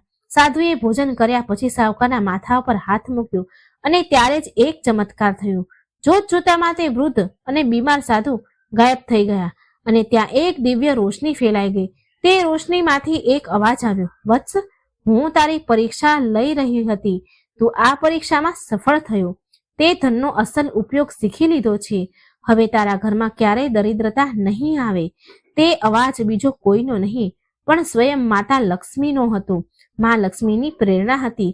તે દિવસ પછીથી સાવકારનો યશ આખા રાજ્યમાં ફેલાયો, પરંતુ તેમણે પોતાનું બુધવારનું વ્રત ક્યારેય ન છોડ્યું. તેઓ દર બુધવારે આ કથા સાંભળતા અને સંભળાવતા. રામકિશને વાર્તા પૂરી કરીને એક ઊંડો શ્વાસ લીધો. ઘરમાં એકદમ સન્નાટો હતો. ધનરાજ અને શરદ બંનેના રૂવાડા ઊભા થઈ ગયા હતા. તેમને લાગી રહ્યું હતું કે જાણે આ વાર્તા કોઈ બીજાની નહીં પણ તેમની જ છે. તેઓ પણ તો પોતાની કમાણીનો ખોટો ઉપયોગ કરી રહ્યા છે. તેઓ પણ તો પોતાના માતા પિતા જે ઘરના દેવતા છે તેમનું અપમાન કરી રહ્યા છે. રામકિશને સ્નેહથી પૂછ્યું, દીકરાઓ, વાર્તા તો પૂરી થઈ ગઈ, પણ આની શીખ હજુ બાકી છે. આ વાર્તાએ તે સાહુકારનું જીવન બદલી નાખ્યું. શું આ મારું અને તમારું જીવન પણ બદલી શકે છે? શું તમને સમજાયું કે બરકત અને પૈસા ક્યાં ટકે છે? શરદની આંખો ભીની થઈ ગઈ હતી. તેણે કહ્યું, પિતાજી, મને બધું જ સમજાઈ ગયું છે. પૈસા દારૂના અડ્ડા પર નહીં, ઘરની ખુશીઓમાં છે. અમે ખૂબ મોટી ભૂલ કરી છે. અમે બીરુ કાકાના કહેવામાં આવીને પોતાના જ ઘરમાં આગ લગાવી રહ્યા હતા. ધનરાજે પણ માથું ઝુકાવી લીધું અને બોલ્યો, તમે સાચું કહી રહ્યા હતા પિતાજી. આજે મારા મનને શાંતિ મળી છે કે હજારોનો દારૂ પીને પણ નથી મળી. પરંતુ પિતાજી, શું બહુ મોડું નથી થઈ ગયું? અમે આટલા પૈસા બરબાદ કરી દીધા. શું માં લક્ષ્મી હજુ પણ અમને માફ કરશે? રામકિશને દીવાની જ્યોતને થોડી વધારે તેજ કરી અને બોલ્યા, બેટા, જ્યારે જાગો ત્યારથી સવાર. માં લક્ષ્મી ખૂબ દયાળુ છે.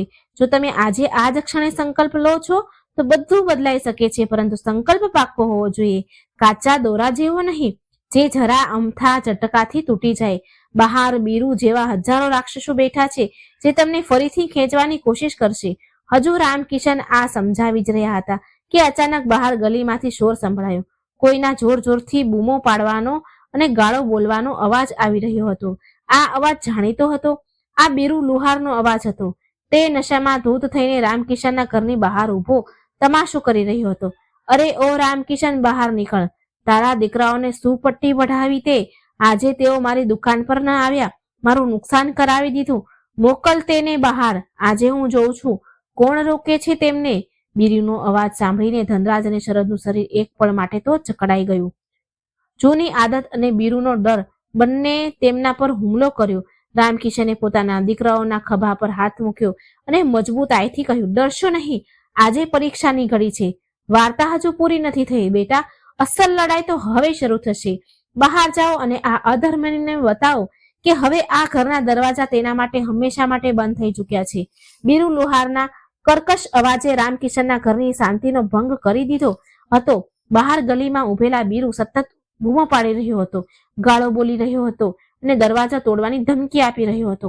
આ અવાજ સાંભળીને ધનરાજ અને શરદના ચહેરાનો રંગ ઉડી ગયો. હમણાં જ જે કથા સાંભળીને તેમના મનમાં શાંતિ અને વૈરાગ્યનો ભાવ આવ્યો હતો, બીરુના અવાજે તેને ડરમાં બદલી દીધો. બંને ભાઈઓના હાથ ધ્રુજવા લાગ્યા. આ ડર બીરુનો ન હતો, આ ડર તે જૂની લતનો હતો જે બીરુનો અવાજ સાંભળતા જ તેમની અંદર સળવળવા લાગ્યો. રામકિશનની પત્ની ગભરાઈ ગઈ અને બોલી, હે ભગવાન, આ રાક્ષસ અહીં સુધી આવી ગયો. હવે શું થશે? ક્યાંક આ શેરી મહોલ્લામાં તમાશો ઊભો ન કરી દે. જો આણે અહીં લડાઈ ઝઘડો કર્યો તો પોલીસ આવી જશે. માનો ગભરાહટ જોઈને ધનરાજ ઉઠવા લાગ્યો. તેની આંખોમાં ગુસ્સો અને લાચારી બંને હતી. તે બોલ્યો, હું જઈને તેને જોઉં છું. તેને ના પાડું છું કે અહીં શોર ન મચાવ. પરંતુ રામકિશને ધનરાજનો હાથ પકડીને તેને બેસાડી દીધો. રામકિશનની આંખોમાં એક અજીબ ચમક હતી, જાણે તેને ખબર હોય કે આ ઘડી આવવાની જ હતી. રામકિશને શાંત પરંતુ ખૂબ ભારે અવાજમાં કહ્યું, બેસી જા ધનરાજ. આજે તું બહાર કમજોર બનીને નહીં પણ ખડક બનીને જઈશ. યાદ રાખ, હમણાં જે તે વાર્તા સાંભળી તે સાહુકારના દીકરાઓએ પોતાની ગરીબી સામે લડવા માટે પોતાનું ઘર છોડી દીધું હતું, પોતાનો અહંકાર છોડી દીધો હતો. શું તું એક દારૂડિયાનો સાથ નથી છોડી શકતો?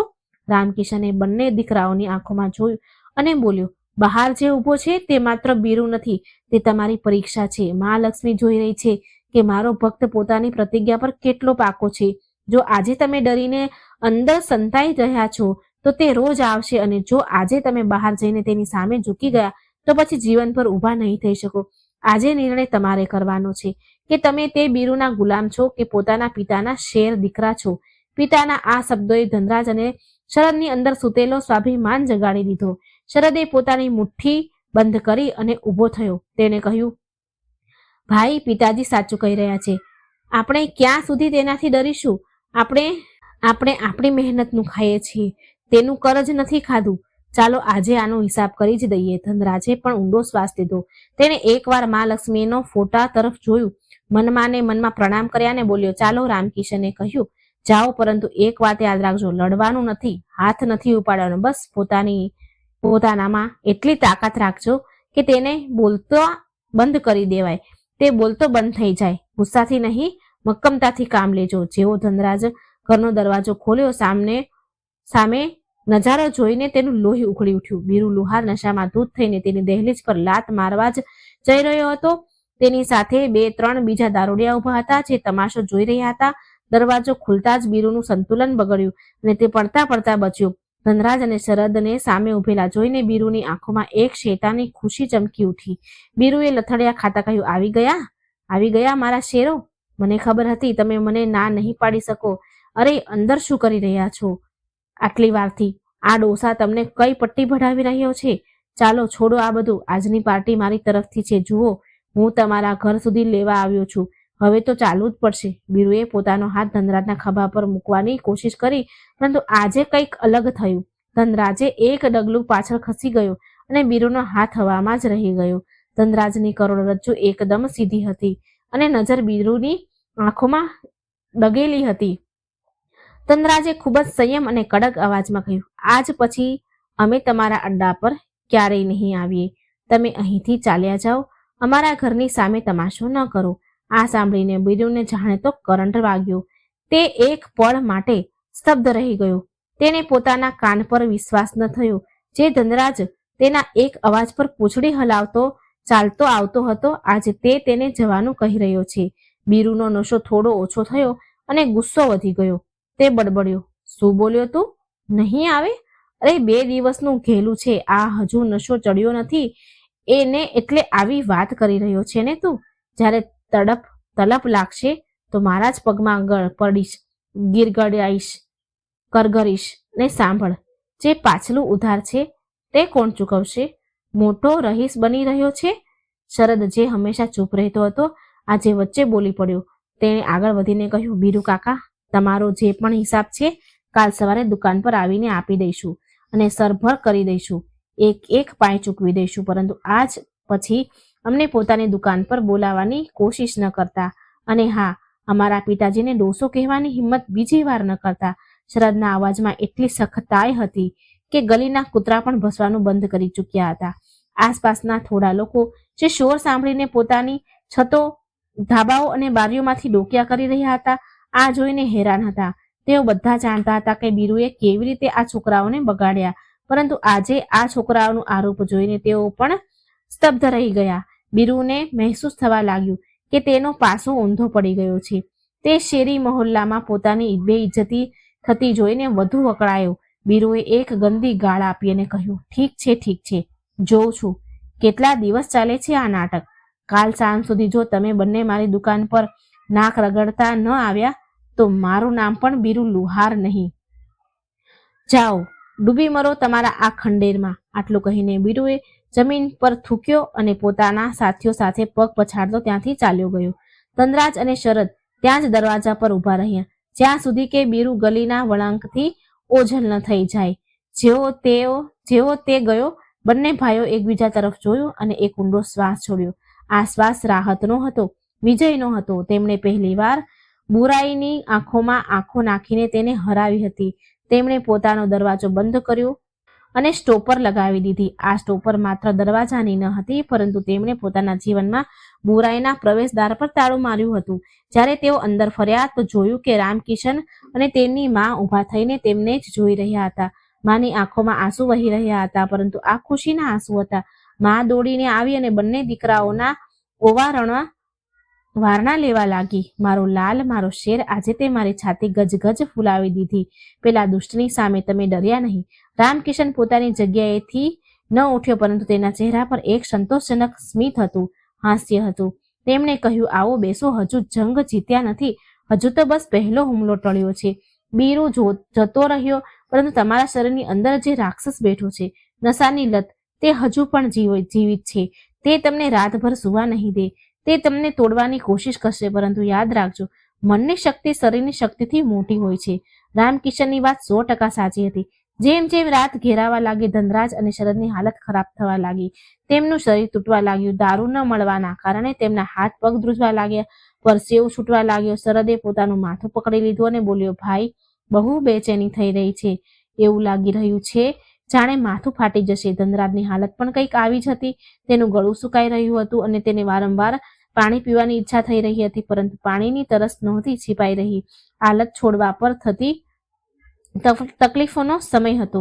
આ એ સમય હતો જ્યારે મોટા ભાગના લોકો હાર માની લે છે. તેમનું શરીર ચીસો પાડી પાડીને માંગ કરી રહ્યું હતું કે બસ એક ઘૂંટ મળી જાય તો ચેન મળી જાય. શરદની હિંમત જવાબ આપવા લાગી. તે ઉઠીને ઊભો થઈ ગયો અને બોલ્યો, પિતાજી, મારાથી સહન નથી થતું, હું મરી જઈશ. મને બસ થોડીક જોઈએ, માત્ર દવાની જેમ. રામકિશને શરદને કસીને પકડી લીધો અને તેને પોતાની છાતી સરસો ચાંપી લીધું. રામકિશન બોલ્યો, ના બેટા, તું મરીશ નહીં. આ તારી અંદરની બુરાઈ મરી રહી છે. જ્યારે ઝેર શરીરમાંથી નીકળે છે તો તકલીફ થાય છે. બસ આજની રાત કાઢી લે. આ રાત કયામતની રાત છે, પરંતુ કાલનો સૂરજ નવું જીવન લઈને આવશે. રામકિશન પોતાની પત્નીને કહ્યું, સાંભળે છે? આમના માટે આદુ અને તુલસીવાળી કડક ચા બનાવી લાવ અને સાથે થોડો ગોળ પણ લાવજે. રામકિશન આખી રાત પોતાના દીકરાઓના ઓશિકે બેઠો રહ્યો. તે તેમને બાળપણની વાર્તાઓ સંભળાવતો રહ્યો, તેમના માથા પર હાથ ફેરવતો રહ્યો. જ્યારે પણ શરદ કે ધનરાજ તડફતા, રામકિશન તેમને મા લક્ષ્મીની એ વાર્તા યાદ અપાવતા. તે કહેતા, યાદ કરો, પેલા સાહુકારના પરિવારને તેઓ જંગલમાં ભૂખ્યા તરસ્યા સૂતા હતા, પરંતુ તેમણે હાર ન માની. તમારું કષ્ટ તેમના કષ્ટથી મોટું નથી. આ શરીરની ગંદકી છે જે બહાર નીકળી રહી છે. રાતના 2 વાગી ચૂક્યા હતા. ધનરાજે પડખું ફેરવ્યું અને પોતાના પિતાનો હાથ પકડીને કહ્યું, પિતાજી, તમે અમારા માટે બહુ દુઃખ સહન કર્યું છે. અમે તમારી કસમ ખાઈએ છીએ, ભલે જીવ નીકળી જાય, હવે અમે તે ઝેરને હાથ નહીં અડાડીએ. બસ તમે અમારો સાથ ન છોડતા. રામકિશનની આંખોમાં આંસુ આવી ગયા. તેણે કહ્યું, હું ક્યાંય નથી જઈ રહ્યો બેટા. જ્યાં સુધી મારા શ્વાસ છે, હું તમારી સાથે છું. ધીરે ધીરે ચા અને પિતાનો પ્રેમ પોતાની અસર દેખાડી રહ્યો હતો. બંને ભાઈની આંખ મળી ગઈ. થાક અને માનસિક સંઘર્ષ પછી તેમને ઊંઘ આવી ગઈ હતી. રામકિશને જોયું કે તેના બંને દીકરા, જે કાલ સુધી નશામાં બેસૂધ પડ્યા રહેતા, આજે એક યોદ્ધાની જેમ લડીને સૂઈ રહ્યા છે. રામકિશને ઉઠીને ધીરેથી મા લક્ષ્મીને આગળ બળતો દીવો જોયો. તેલ ખતમ થઈ રહ્યું હતું, પરંતુ વાટ હજુ પણ બળી રહી હતી. રામકિશને હાથ જોડીને ભગવાનને, મા લક્ષ્મીને કહ્યું, માં, આજની રાત તો તે બચાવી લીધા, હવે આગળનો રસ્તો પણ તું જ બતાવજે. હાલત આટલી સરળતાથી નહીં જાય. મારે આમના મનને કોઈ બીજા કામમાં લગાવવું પડશે. ખાલી મગજ તો શેતાનનું ઘર હોય છે. રામકિશને સવાર માટે એક યોજના બનાવી. તેને ખબર હતી કે જો આ બંને કાલે ખાલી બેઠા રહ્યા તો તેમનું મગજ ફરીથી બીરુ તરફ જશે. તેમને વ્યસ્ત રાખવા જરૂરી છે. અને ત્યારે જ રામકિશનને યાદ આવ્યું કે તેમના ખેતરોનો એક ભાગ જે બંજર પડ્યો હતો અને જેના પર ઝાડીઓ ઉગી નીકળી હતી, તેને સાફ કરવાનું કામ વર્ષોથી અટકેલું પડ્યું હતું. તેણે વિચાર્યું કે કાલે હું આમને બંનેને માટી સાથે જોડીશ. જ્યારે પરસેવો વહેશે તો નશો પણ વહેશે. બીજી સવારે જ્યારે સૂરજનું પહેલું કિરણ આંગણામાં પડ્યું તો રામકિશને ધનરાજ અને શરદને જગાડ્યા. તેમની આંખો સૂજેલી હતી અને શરીર તૂટી રહ્યું હતું, પરંતુ રામકિશને તેમને વિચારવાનો મોકો જ ન આપ્યો. તેણે કહ્યું, ઉઠો શેરો, આજે આપણે આપણી બંજર જમીનને સોનું બનાવવાની છે. પાવડો ઉપાડો અને ચાલો મારી સાથે. બંને ભાઈના ન ઈચ્છવા છતાં પણ તેમના પિતાના સન્માનથી તે ઊભા થયા. તેઓ ખેતર પર પહોંચ્યા. રામકિશને તેમને તે જમીન પર કામ કરવા કહ્યું જે વર્ષોથી ખાલી પડી હતી. ધનરાજ અને શરદ ખોદવાનું કામ શરૂ કર્યું. જેમ જેમ સૂરજ ચડતો ગયો, તેમનો પરસેવો વહેવા લાગ્યો. શરીરની બધી ગંદકી પરસેવા દ્વારા બહાર નીકળી હતી, પરંતુ બપોર સુધીમાં તેમના હાથ પગ જવાબ આપવા લાગ્યા. પરંતુ રામકિશને તેમને રોકવા ન દીધા. રામકિશને તેને રોકાવા ન દીધા. સાંજ થતા થતા તેઓ આટલા થાકી ચૂક્યા કે તેમને દુનિયાની કોઈ પણ વસ્તુનું ભાન ન હતું. ઘરે આવતા જમ્યા વગર તેઓ ગાઢ નિંદ્રામાં સૂઈ ગયા. તે રાત્રે તેમને બીરુની યાદ ન આવી, કારણ કે મહેનતના થાકે નશાની તલપને દબાવી દીધી હતી. આ સિલસિલો એક દિવસનો નહીં પણ રોજનો બની ગયો. દિવસભર ખેતરમાં તનતોડ મહેનત અને સાંજે ઘરે આવીને મા લક્ષ્મીની આરતી. દર બુધવારે આખો પરિવાર નિયમિત રીતે વ્રત કરે, ગણેશજીને ધરો ચડાવતા અને મા લક્ષ્મીને કથા સંભળાવતા, મા લક્ષ્મીની કથા સાંભળતા. મા લક્ષ્મીની કથા તેમના જીવનમાં બદલાવ લાવી રહી હતી. ધીરે ધીરે ધનરાજ અને શરદનું શરીર નિરખવા લાગ્યું, નિખરવા લાગ્યું. તેમના ચહેરા પરનો નશો કાળો ઓછાયો હટી ગયો અને તેમનું તેજ ચમકવા લાગ્યું. બીજી બાજુ બીરુ લુહાર પોતાની હાર પચાવી ન શકતો ન હતો. તેણે ઘણીવાર કોશિશ કરી ધનરાજ અને શરદને ફરીથી ફસાવાની, પરંતુ હવે તે બંને પાસે સંકલ્પનું કવચ હતું અને કહે છે ને કે પાપનો ઘડો એક દિવસ જરૂર ભરાય છે અને ફૂટે છે. એક દિવસ પોલીસે બીરુના અડ્ડા પર દરોડો પાડ્યો. ગામના જ કોઈ વ્યક્તિએ તેની ફરિયાદ કરી દીધી હતી. પોલીસે બીરુને રંગે હાથ પકડી લીધો અને તેની દુકાનને સીલ લગાવી દીધું. બીરુએ ન જાણે કેટલા ઘર બરબાદ કર્યા. આજે તે પોતે હથકડી પહેરીને જેલ જઈ રહ્યો હતો.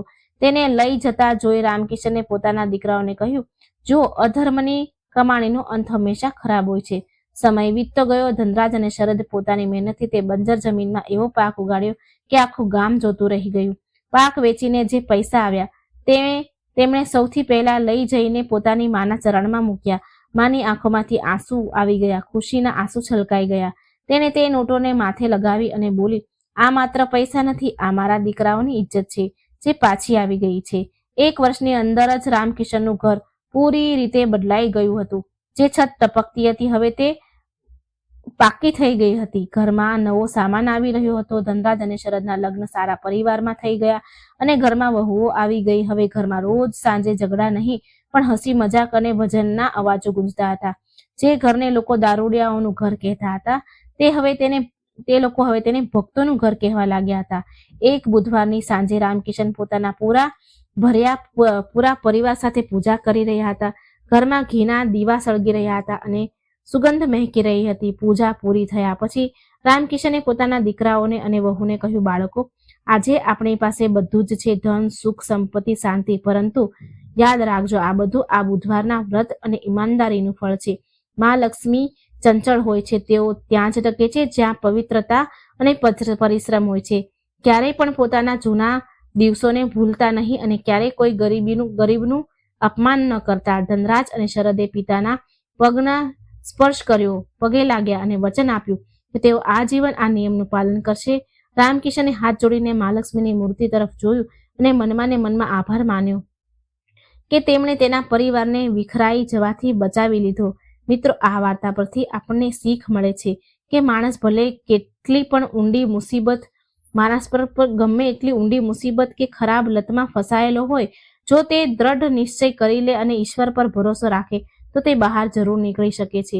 બુધવારના દિવસે મા લક્ષ્મી અને ગણેશજીની આરાધના કરવાથી બુદ્ધિ શુદ્ધ થાય છે અને ઘરમાં બરકત આવે છે. પરંતુ યાદ રાખો, પૂજાની સાથે સાથે સત્કર્મ અને મહેનત પણ એટલી જ જરૂરી છે. દર્શક મિત્રો, હવે આવો આપણે બધા મળીને મા લક્ષ્મીને જય બોલાવશું. જય મા લક્ષ્મી, જય શ્રી ગણેશ. જે કોઈ આ વાર્તા સાંભળી રહ્યા છે, જેને પૂરી આ વાર્તા સાંભળી છે, એના પર તમારી કૃપા હંમેશા બનાવી રાખજો. જય શ્રી કૃષ્ણ. રાધે રાધે. Thank you.